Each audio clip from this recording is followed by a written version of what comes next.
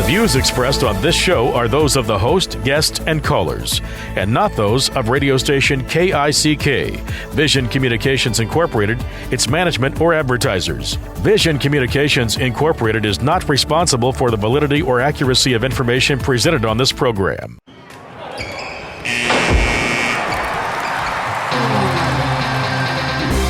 Attention sports fans. Looking for the best in updates and interviews for your high school sports? Well, you found it. You're on board with the Scoreboard Guy.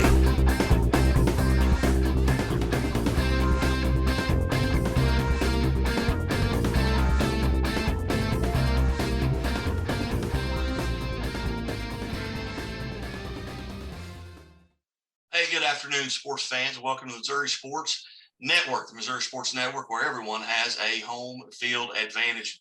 Powered, as always, by 92.3 KICK in Springfield, Missouri, home of the Royals. Great Southern Bank, Chevy Dealers of the Ozarks, and Missouri Highway Patrol reminds us to take that 3 seconds and buckle up. It's 3 seconds that could save your life. Baker Billings, Played Again Sports, Central Bank of the Ozarks, and Dope Propane was part of our hashtag Next 50. 50 greatest athletes of this century here in Southwest Missouri. We welcome to the line from Ontario, Canada, former Mountain View and Liberty football standout Jalen Acklin. And Jalen, hey, thanks so much. You come right off the practice field and right onto an interview, and I appreciate it. Yeah, it's no problem. One of my linemen was just looking at me over there while you're saying it. They always give me a hard time because all the Canadians love the show Ozark, so that's what they call me. They call me the Ozark boy around here. But yeah, I appreciate you having me on. First off, let's talk a little bit about your career right now. Of course, you coming out of Mountain View Liberty, go to Western Illinois, and we'll talk about that. And but you signed a contract here in January to re-up with the Hamilton Tiger Cats, if I say that correctly. Yep. And you're a Grey Cup competitor last year in the championship game. Talk about this run that you've been on, and what's it like? Just what's a day like in Jalen Acklin's world, and what time is it there? It's 1 o'clock here, I think. But yeah, it was a crazy year because I started out on like the 4th or 5th string in camp, and then a couple guys went down. And then I caught like a touchdown and got in a fight with a couple dudes, and the coaches liked me after I got in the fight, so I was scoring. So then I got on first team. And then after that, I think I started like 20 games in a row, but we ended up losing the Grey Cup. It was a cool experience. For anyone who doesn't know what the Grey Cup is, it's like the Canadian Super Bowl. So it was a cool atmosphere, and like all the media was around, just stuff that you dream about as a kid to be able to do. Well, and what's, amazing to me is that the quarterback on the team that you lost to the Grey Cup that was a college teammate of yours. Yeah. He was my quarterback at Western, actually, Sean McGuire. And he's a really good dude. I hate losing to him in anything like on Xbox or nonetheless the Grey Cup. But yeah, it was a cool experience. Go back to the 107th Grey Cup championship. You had a game-high 88 receiving yards. Talk about that performance that you had in that contest. Yeah, I played all right.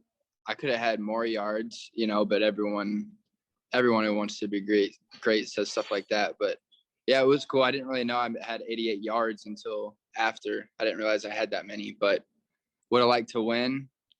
Yeah, it was still, like I said, it was a cool experience. We got to go back. We can't have this interview without talking about that October 1st game of 2017. I believe 19 catches, 343 yards. Yeah.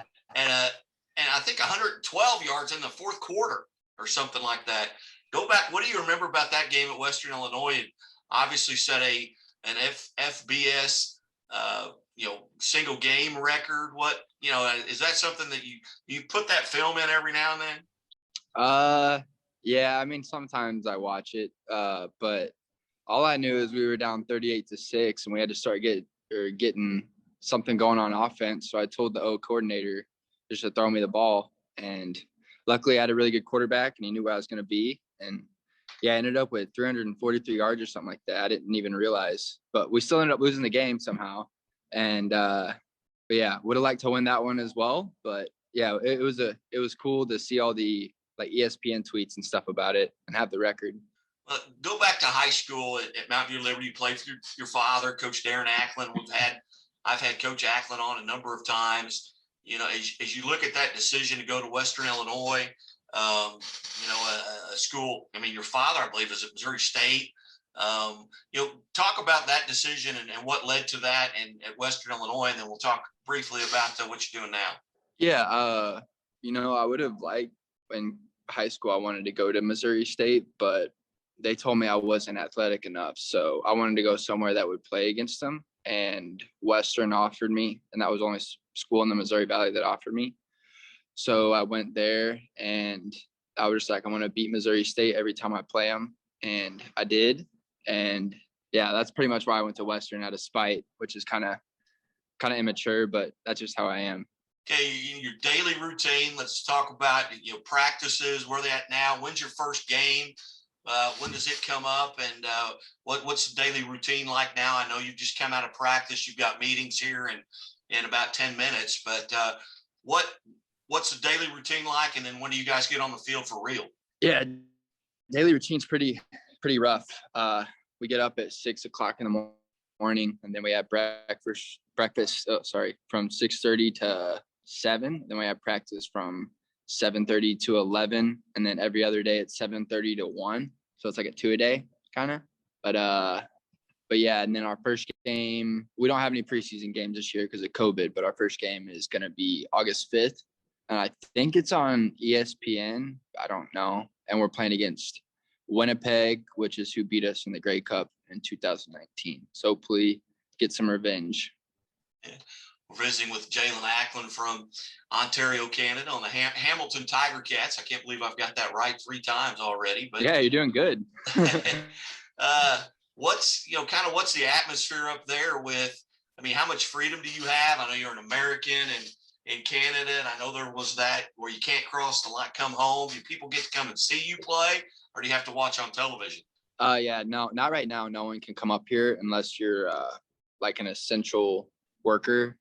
And I guess I'm essential. So, but yeah, it's brutal. I have to wear this mask everywhere. Like I can't, like whenever you're sitting on the sideline, you have to have a mask on. But hopefully as time goes on, they're thinking by like August or so, it'll start opening up. So hopefully my mom and everyone can come up here and watch a game at some point. That'd be nice. But till then, I'll be on my own. Let's talk a little bit about your family. I know you've had some brothers that have had, some pretty good high school careers as well. What's your family up to? I'm surprised. A university competition. They're so Jansen's coaching at Liberty, and then Jarris is playing football at Avila, and Gentry's going to be a senior this year. He's playing football at Liberty, and then Caleb, my littlest brother, is probably on his iPad right now at home watching YouTube videos. That's what he's always doing. But yeah, that's what they're up to. What if you could go back? Are you 25 yet? 25, yeah. All right. If you could go back to that Jalen Acklin of the 7th or 8th grade, what advice would you give yourself, knowing what you know now? I would just say don't be afraid of failing, because I feel like the amount of times that I've failed, I've learned the most. And whenever I was younger, I would always worry about what people would think if I did fail, like what they think about me. So I would just tell them to be fearless and don't be afraid of failing. Just go get it. Now, Jalen, you had an opportunity there. You went to the NFL Combine. You ran a 4.4 40. What are your goals? Are your goals to get back to the NFL with the Ravens? I think is where you were with. Is that a goal of yours? What are your goals? No, I'm just kind of doing it year to year right now. Like I just want to win a Grey Cup this year, especially since we lost the last time. But we'll see where everything goes. I love playing in Canada. So, I mean, if I could stay here and play football, I'd probably just do that. What your team? Talk about your team makeup. How many Americans are on the team? Are you familiar with any of them? Did you play against any of them in college? No one I played against this year, but I think there's like an American Canadian ratio. You have to have 7 Canadians on the field at all times or something like that. So, or 7 starting Canadians. So Canadians are kind of valuable, but American wise, I think you have like 22 Americans on the roster, somewhere around there. And there's 44 people on the roster. So that's kind of, I didn't know that until I got up here, and I still don't know all of it, but all I know is that I got to make the roster. So that's all I really think about. Well, what's it like? I mean, how did the Canadians treat you? I know that you had a lineman walk by a little earlier, and you got a nickname up there. Yeah, they're cool. They all think I'm like a hillbilly, but because I'm from the Ozarks. And yeah, so pretty much every time I say where I'm from, they're always like, "Have you watched the show?" And I'm like, "No, but I hear it's all right." I don't really watch TV like that, but yeah, they treat me really good. The Canadians are really cool. They just care about hockey and their poutines or whatever it's called that they eat. Yeah. What experiences are you allowed to go out? I mean, have you been to restaurants? Do you have a favorite eating place? Have you played hockey yet? What's it like up there for you? Yeah, actually haven't played hockey. Haven't even ever ice skated. Not even on a date with a girl or anything. I don't think I've ever ice skated. I need to do that. But I haven't been to a hockey game. Montreal is probably the coolest city I've ever been to. They like all speak French, and it's like really fancy food, and like there's like an ice skating rink in the middle of the mall. But yeah, I would say like every city is kind of different, just like in the States, but it's kind of all the same. Like they all eat the same food and like talk the same. I wish I could talk Canadian. I'd do it for you, but I can't. I can't get down the slang that they have, but they do. They love their hockey. They like the CFL. They love CFL. Malik gave it to me. Yeah. Sorry. But yeah, it's cool. I love Canada, and they have really good syrup. I'm a big pancake guy and black coffee. So very good. Well, Jalen, I know you've got to get to a meeting. I certainly appreciate you being generous with your time here, coming out of practice. Congratulations on the hashtag Next 50, sponsored by the Chevy Dealers of the Ozarks, the next 50 greatest athletes of the 21st century. And congratulations, and maybe we catch up with you as you head into the Grey Cup. That'd be all right? Yeah, that'd be awesome. I appreciate it. Appreciate you having me on. All right. Jalen Ackland from Ontario, Canada, and part of the Hamilton Tiger Cats, and I've done that 4 times in a row now. Jalen, have a great day. God bless.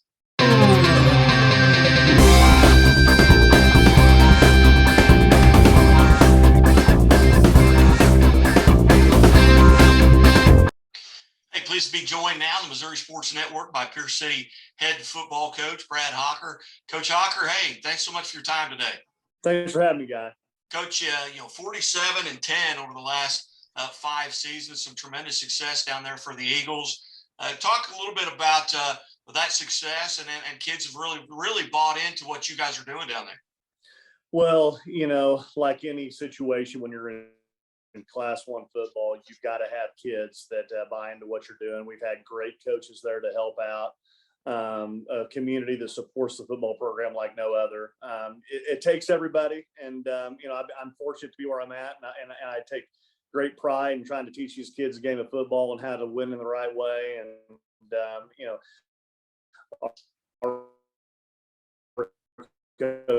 coaching staff, Brian Abramovich, Jared Fry last year. We got a new guy named Darian Donson from Cassville, like real good dudes that love to build the football program in the right way. We're really excited about the season. Coach, as you look back at last year, you finished 9-4. What are you going to have to replace that you lost due to graduation and other circumstances, but typically graduation? What are you going to have to replace on this year's Eagle team? We had a couple All-State kids, Chance Ford and Cody Hyde.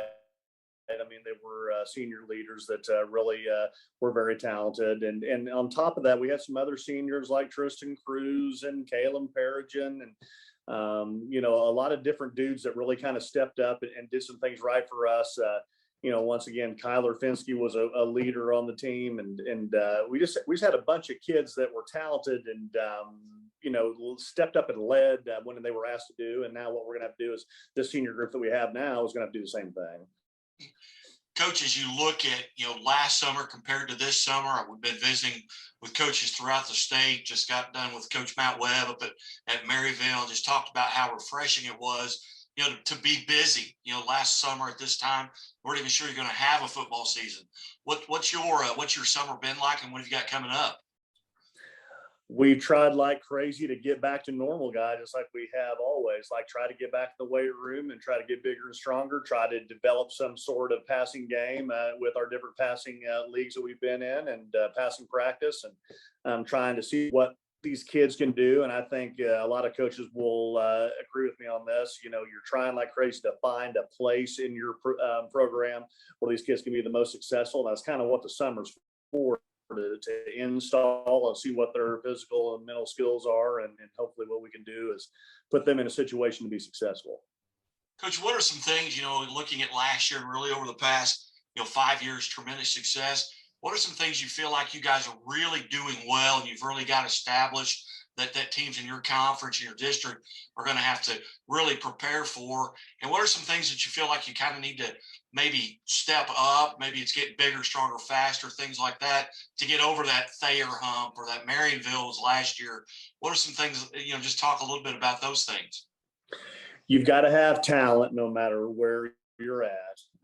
Well, we've got good kids that work hard and they do things right. I think that we've done a good job in the past of keeping things feel like never you, and the physicality goes up. I think we've done a good job of what we want from them, alignment and assignment. You probably heard that from a lot of different coaches. And we try to keep it simple and try to get kids to where they're just going full speed and not having any regrets, and making sure that they have a good time out there.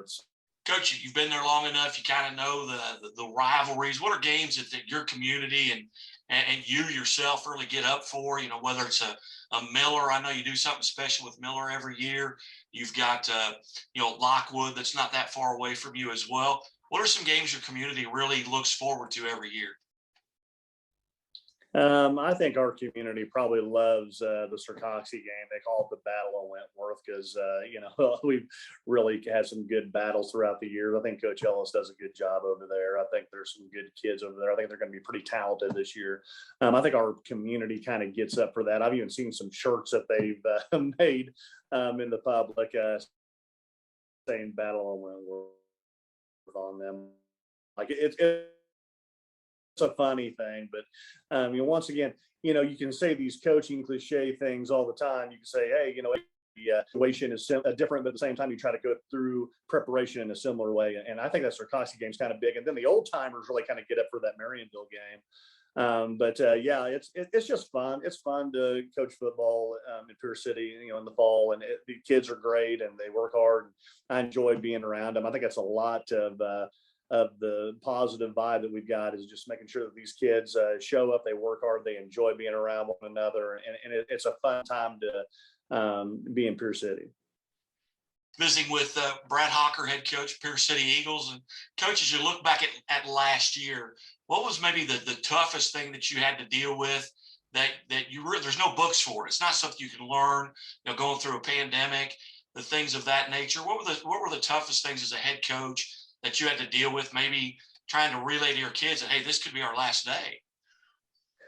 It was definitely an interesting season, and I'll tell you some different things we went through, from going on the road to Ash Grove and having to get one of our senior linemen out of the locker room and get him out of there because he had to go into quarantine.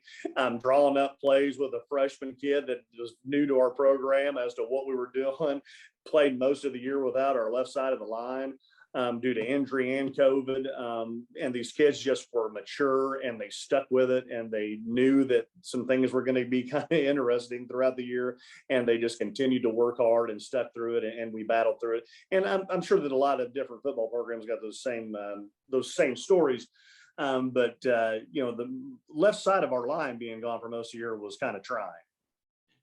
As you look back, it's hard to find something good. A lot of times it comes out of something, but with what you just talked about with kids having to step up and maybe realizing that this isn't something that can go on forever. Somebody can take this away from us at any time. There were some positive things that you have to be able to build on coming out of that last season. And it sounds like you guys have been able to do that. Well, I mean, you got to have kids that understand what we're trying to get accomplished. You got the maturity to do the right things at the right time and stay out of harm's way. I mean, it was at a heightened sense. Everything was last year, Guy. And once again, our kids did a good job like they always do. They kind of rise to the occasion. I think our coaching staff did a good job of kind of keeping the main focus in mind of trying to keep these kids on the field because it could be your last game. And we tried to stress that all the time. And, thank goodness that we got through the season and we did some good things with it. Coach, coming out for week 1 or week 2, if I'm coming out to watch Pierce City, whether it's Lockwood, I think you've got Lockwood in week 1. Give me 2 or 3 kids that I'm not familiar with, but I need to be probably paying attention to that's maybe going to step up for the Eagles this year. Well, what I would probably start with is our returning all conference kids. Clayton O'Hara did a good job with us in the backfield, second team all conference kid. We got a new kid stepping in probably to play a little quarterback for us. His name's Peyton Manning, an athletic kid that's got a good arm and makes some pretty good decisions, gets rid of the ball pretty well. A kid named Levi Cooper that plays on the line for us that is just, you would love to have him on his team. Like he's just a really good kid, an offensive line kid that was all conference, hard worker. A sophomore kid named Sean O'Hara that really works hard. Will Allen, Zane Clayton is a kid that was an all conference kid, had 110 tackles last year that even missed a game because of sickness. So we've got some talent and just like any situation, any year, it's going to depend on how quickly they gel. And if they can do that quickly, we'll be able to compete with some people. And, if we don't find a cohesive unit and figure out where to put them all, it could be tough. But I got faith in our kids. I got faith in our coaching staff to put in a good game plan. Hopefully what we can do is be successful. Coach, you ever get out some of your old high school football films yourself and kind of show the kids how it's done? For the Absolutely time, not. I do not do that. I do not do that. We try to keep the focus on the kids and what's important. That's a long time. You bet. Well, Coach, hey, as always, it's just so thankful for you to be generous with your time here today, and best of luck. And I know we'll be visiting throughout the season. I appreciate everything you do for football in Southwest Missouri. Appreciate it. You bet. Coach Brad Hocker, Pierce City Eagles, and we'll be back after these messages from KICK, brought to you by Chevy Dealers of the Ozarks, Great Southern Bank, Play Against Sports, and Doak Propane.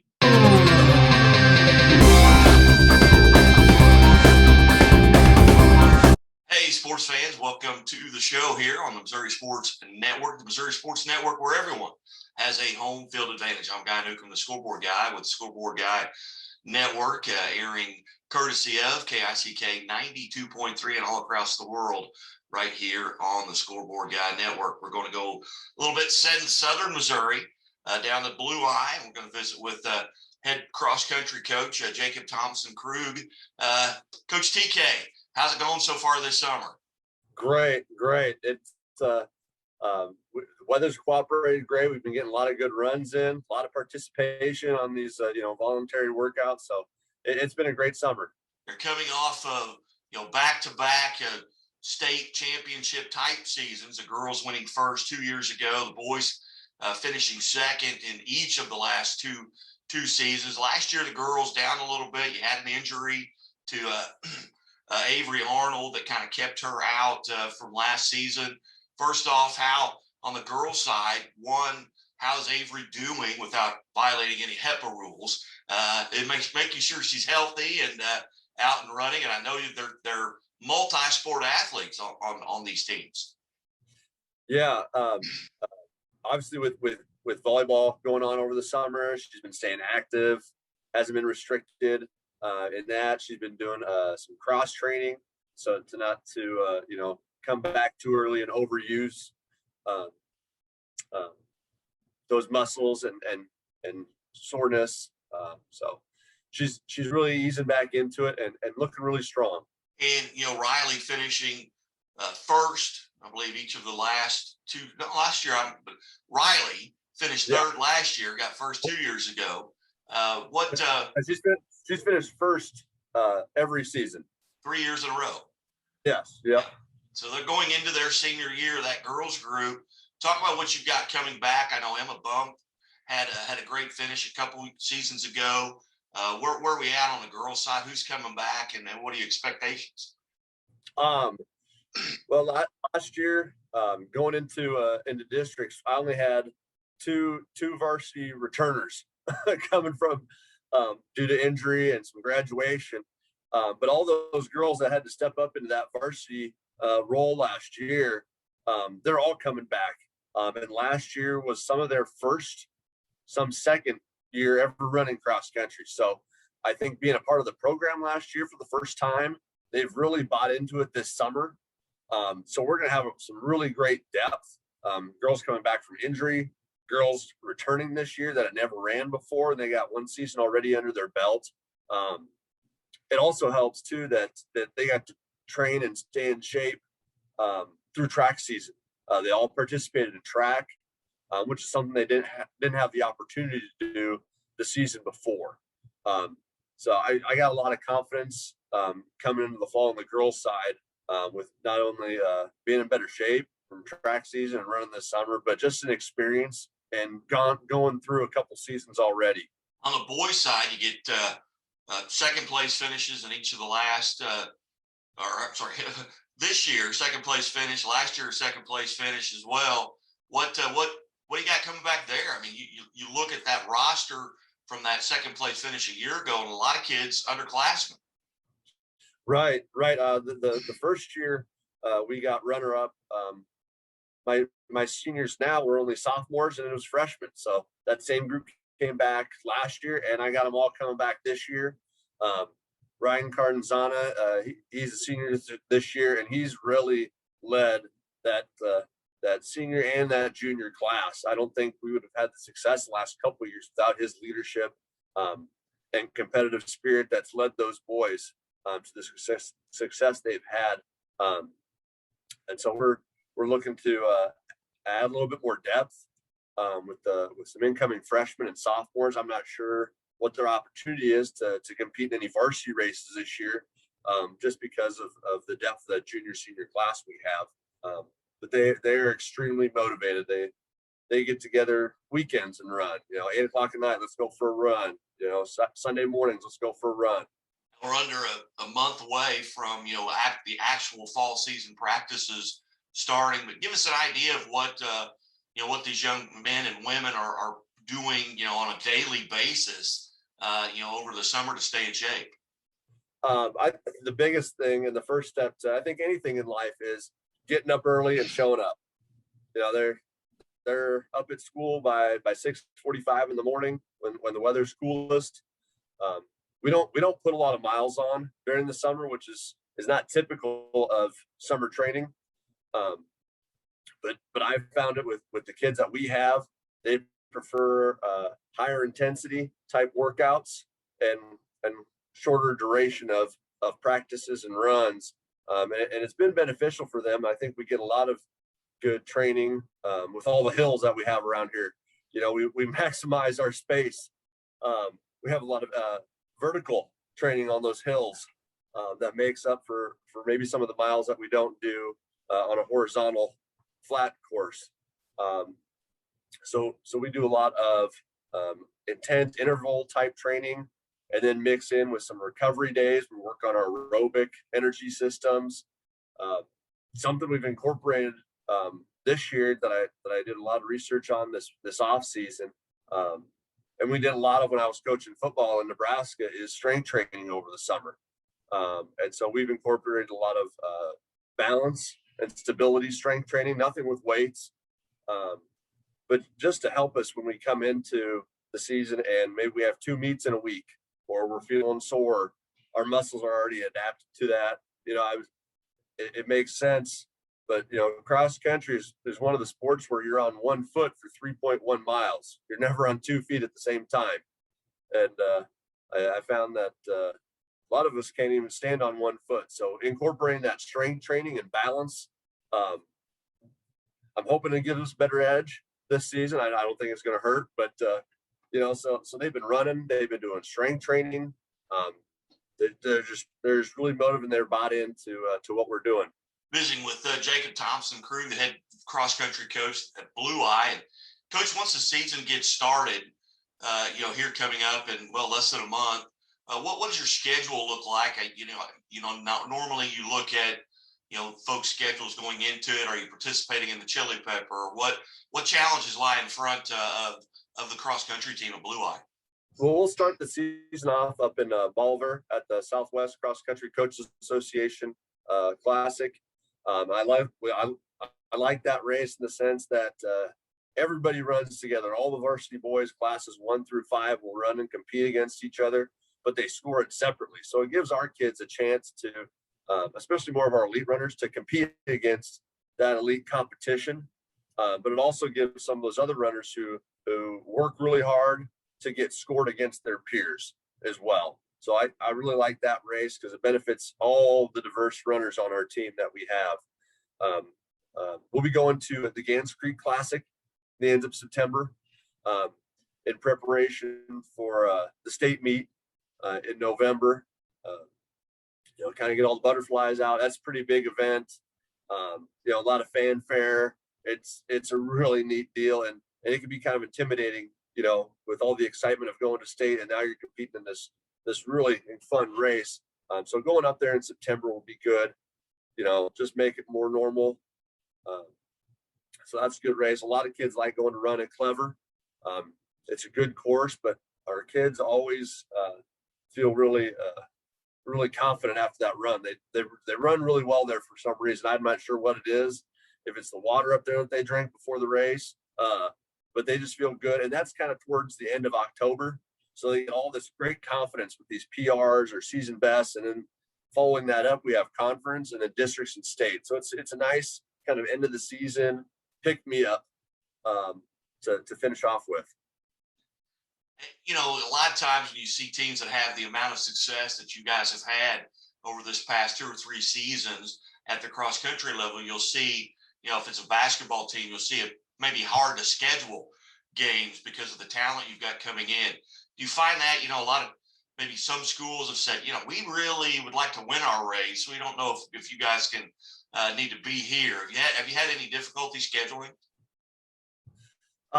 We haven't had difficulty scheduling for that reason.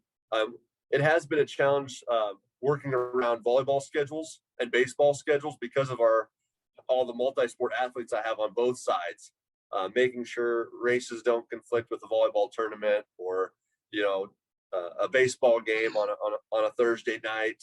I don't want to put kids in a situation, and administration, agrees with me, and we're all on the same page that we don't want to make kids choose, especially do I have to choose between being successful in one sport as opposed to another. So that's the biggest challenge, is just working around the schedule of the kids and all the different sports.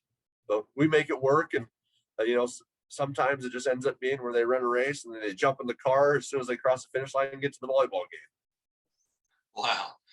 Coach, with kind of having your hand on the pulse of cross country here in Southwest Missouri, knowing what's coming back, who are some teams maybe that you feel like are maybe going to make a step up, maybe challenge you, maybe not even in your class, but maybe teams that you've seen at some of these other races that you go into that you feel like, hey, they may be able to have a good season? Yeah, that's a good question. Our conference in our little part of the Ozarks, there's a lot of seniors graduating. But looking at some bigger schools, Branson, they always have a competitive team. They train on their hills that they have there. That's tough. Spokane has some young girl runners that have really improved last year and have some success in track this past year. Obviously going to Bolivar to compete, El Dorado, They have some really strong runners as well. College Heights was a big surprise last year on the girls' side, and I think they have some returners as well. They ended up getting first in girls Class 1 last year with only 2 girls in the top 25. So they have some really good depth on their back end. And then just traditional schools that have been doing well, like Spokane and Southwest. They have great coaches, great programs. So those are definitely not schools on the boys' side to sleep on. Bet. Well, Coach, we certainly appreciate your time, and I appreciate you being flexible with working this out. We're actually recording this at 8 a.m. You guys have just gotten out of a run and a training practice here this morning, but I appreciate your time and best of luck. And I know we'll catch up with each other. We always seem to meet up at the Bolivar Southwest Cross Country Coaches Association race here at Bolivar, which is 2 blocks from my house. So, hey, best of luck, and hopefully everyone stays healthy, and we'll visit again soon. I hope, and I'm fairly certain. Thank you very much. I appreciate you having me on. Hey, folks, glad you tuned in here to the Missouri Sports Network. I'm Guy Newcomb, the scoreboard guy here, powered by KICK 92.3 Springfield, Missouri, and brought to you by Chevy Dealers of the Ozarks, the Bank of Billings, Doak Propane, Played Against Sports, and Great Southern Bank. Well, it's a great pleasure to welcome to the Missouri Sports Network the head football coach of the Maryville Spoof Hounds, Coach Matt Webb. Coach Webb, hey, thanks so much for your time today. Well, thank you for having me, Guy. I always enjoy doing these summer previews, and you're always someone I look forward to talking to. And obviously, to be represented, around the state is something we're very proud of. Coach, you've earned that. You're 113-15 over your last 10 years there at Maryville. You've got 3 state titles. You've played in the state championship game 6 times, including last year against Blair Oaks, who you happened to open with this year. Kind of talk about, last year's run and then what you've got to replace as you go into the 2021 season. Sure.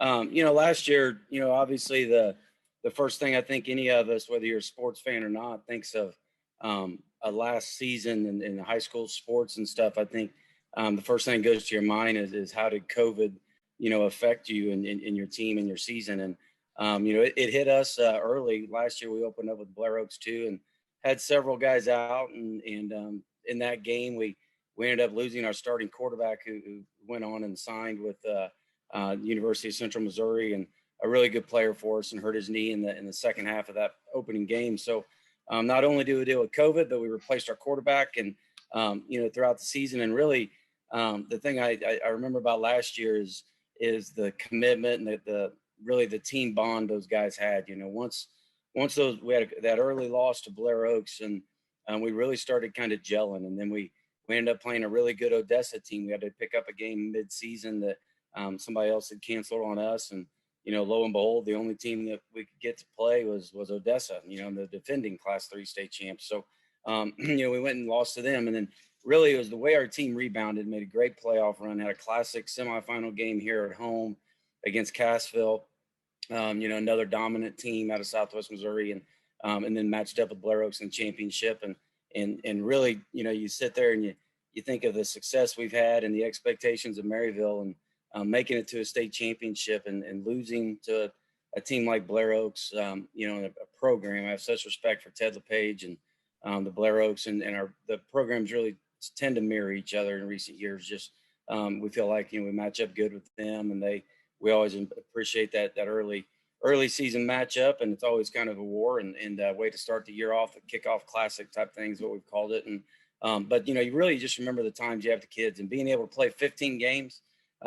That's all the state allows you to play. The kids listened. We overcame adversity, really gelled as the season went along, and just made a great playoff run. And obviously we wish to win one in the end, but certainly a lot of great memories that we'll never forget. Coach, as you look back at last year's team and really the success that you've had over the past decade, and Maryville is somewhat of Titletown. Titletown, Missouri, with what the college has done at the basketball level, the football level. How much does that community feed off of that? And how much does just your individual school district feed off of the fact that every month it seemed like there's a new national trophy coming into Maryville? Yeah, it's pretty cool, man. It is. I'm from here. I was born and raised in Maryville and graduated high school in '93. This time in the summer, the corn crop is as high as you can reach it, in the sky. And we call it God's country. I know a lot of places do, but it is. It's a special feeling to be a part of. I got that Titletown thing going, and our volleyball high school volleyball program last year won its first ever state championship, and those girls and they're part of it now. And obviously the success that the Northwest Bearcats have had both in football and basketball, and Coach McCollum and Coach Wright, and the type of programs. And what's unique to me is, I think, and obviously with football, being here in Maryville, is all the coaches and both administrations, whether it's our school district or Northwest or our community, everybody puts a huge emphasis on doing what's best for the kids. And for the opportunities that, whether you are a high school athlete at the high school level or a college athlete at the college level, when you play for Maryville or Northwest or in this Titletown environment, the expectations are high, and we're gonna have a ton of support. It is a fun time. The weekends that match up the best seem to be when you've got like a home Friday night football game, and the Bearcats have an afternoon game on Saturday, and then it just kind of rolls into that end of the year, the playoff runs, and the Bearcat basketball starts up, and it's an exciting place to be. And we're very fortunate to have very good players and great support, and our local community. We do a lot to support them, and they support us very well. Coach, as you look forward to this 21-22 season, what are some kids or key points on your football team, key players that you're going to have to replace that you lost either probably graduation? Who are you going to have to step up and really kind of carry the water, so to speak, for the Spoof Hounds? Sure.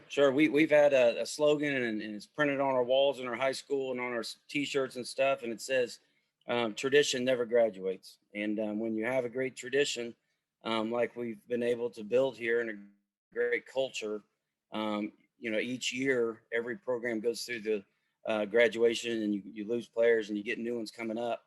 But those younger guys just seem to kind of chomp at the bit, and they're like, okay, now it's my time, what we've seen is obviously every year we've got to replace players. I'll start at our quarterback position. While it was unfortunate that we lost our Ben Walker, our quarterback, game one last year, we got invaluable experience on a young man that's returning. He'll be a senior this year, and Connor Drake. Connor Drake led us to a state championship title appearance last year. He can run our offense. He's got all the tools. It's great to have a returning quarterback that played, in all 15 games last year on the way to a state championship appearance.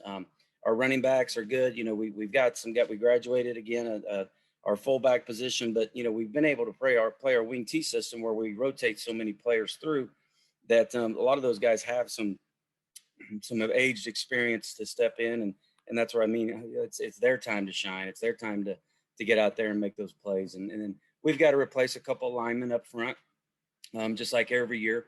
And that's kind of the bread and butter for us, and it starts on the line of scrimmage. I know every high school coach tells you that, but you talk about culture and guys that are treated good. There's a local Gray's restaurant here in town, Truck Stop.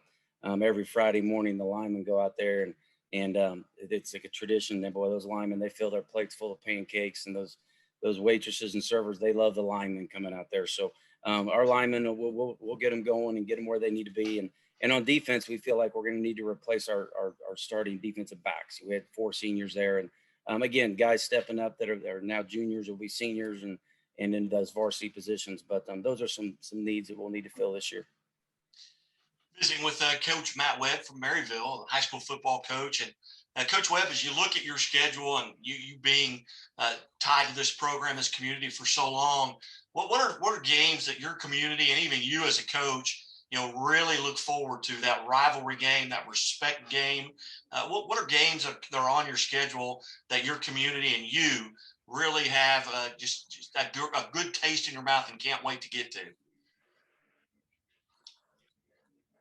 Sure.